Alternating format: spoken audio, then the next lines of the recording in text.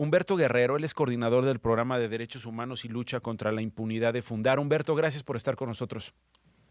Muy buenas tardes, Nacho. Muchas gracias por el espacio y un saludo a tu audiencia. Estamos haciendo la revisión desde hace días de este primer tramo del sexenio de la doctora Claudia Sheinbaum, 100 primeros días. Estamos contando la historia de estos jóvenes desaparecidos, la constante, ¿no? No hay claridad sobre los nombres, sobre las identidades, cuántos son, en dónde desaparecieron. Una historia que lleva décadas repitiéndose en un caldo de cultivo tremendo, donde están los poderes fácticos, y hablo de los legales y de los ilegales, interviniendo para que las desapariciones no se conozcan, no se difundan, haya impunidad. Las víctimas, que son los familiares, porque también son víctimas quienes están buscando a sus seres queridos, hacen las labores que el Estado mexicano en todos estos años a través de sus instituciones no ha sido capaz de hacer, es decir, encontrarlos, es decir, dar respuestas, investigar, presentar evidencias sobre las desapariciones de estas personas. Y en el arranque de este sexenio hubo en promedio 40 personas desaparecidas cada 24 horas. 40 personas desaparecidas diario, lo que significa un aumento de 60% en comparación con el sexenio de Andrés Manuel López Obrador, cuando de por sí no es consuelo, por supuesto, comparar 45 y decir que 25 por lo menos es menos peor. No, son 25 familias destrozadas, rotas, envueltas en este caldo de cultivo y exigiendo que aparezcan, Humberto. Sí, lamentablemente en estos primeros 100 días, pues vemos que las desapariciones se mantienen como una de las manifestaciones más crueles de la crisis de violencia que atraviesa el país, pues ya desde hace más de una década, y que no se vislumbra ni en el corto ni en el mediano plazo, pues un cambio de rumbo, la verdad, ¿no? Y parte de la preocupación también es que hablar de estos temas se ha vuelto parte del paisaje, ¿no? De la discusión pública, y donde, a pesar de que las cifras pues son escandalosas ya desde hace varios años también, ¿no? O sea, creo que si uno se pone a revisar, ha sido una constante el seguir hablando cómo las cifras se siguen contando de a miles y aumentan. Puede haber momentos donde medio se estabilizan, pero después vuelven a subir, ¿no? Y nos escandalizamos por un momento, pero después continúa la vida cotidiana, ¿no? Y creo que hay una agravante a este contexto, y es que, a diferencia de lo que fue el arranque de la administración anterior, en esta el problema está invisibilizado por completo, ¿no? ¿Por quién? ¿Quién lo invisibiliza y cuál es la intención? Conocemos las respuestas, las hemos repetido desde hace décadas, desde hace más de 10 años. ¿Quién quiere invisibilizar a los desaparecidos?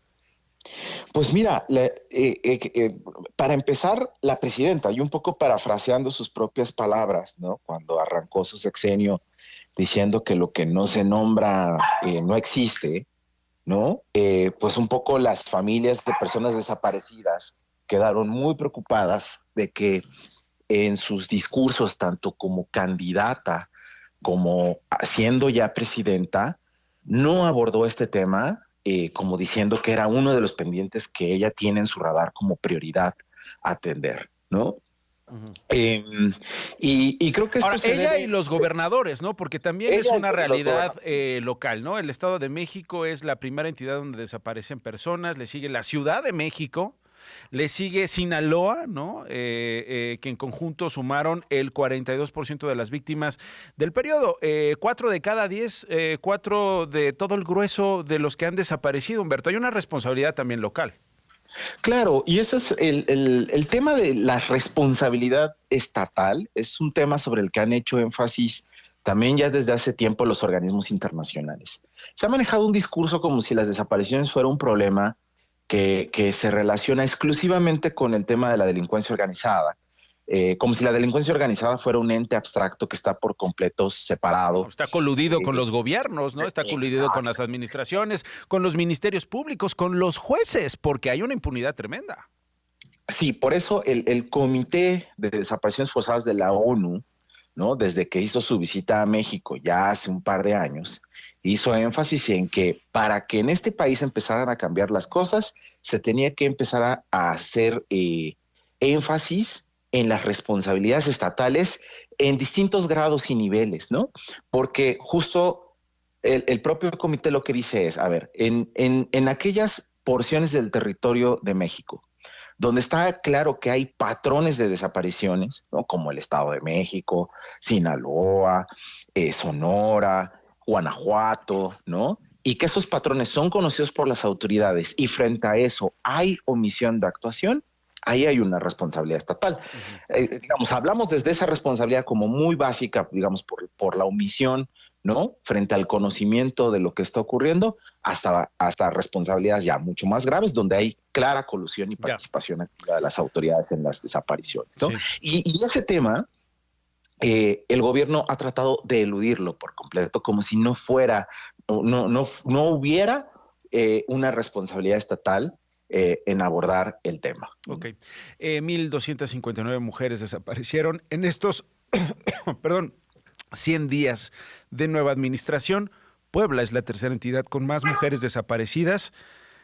La encabeza el Estado de México, 278 mujeres con nombre y apellido. Ciudad de México, 252 mujeres con nombre y apellido. Las mujeres de 10 a 19 años registran el mayor número de desapariciones, son 559 con nombre y apellido.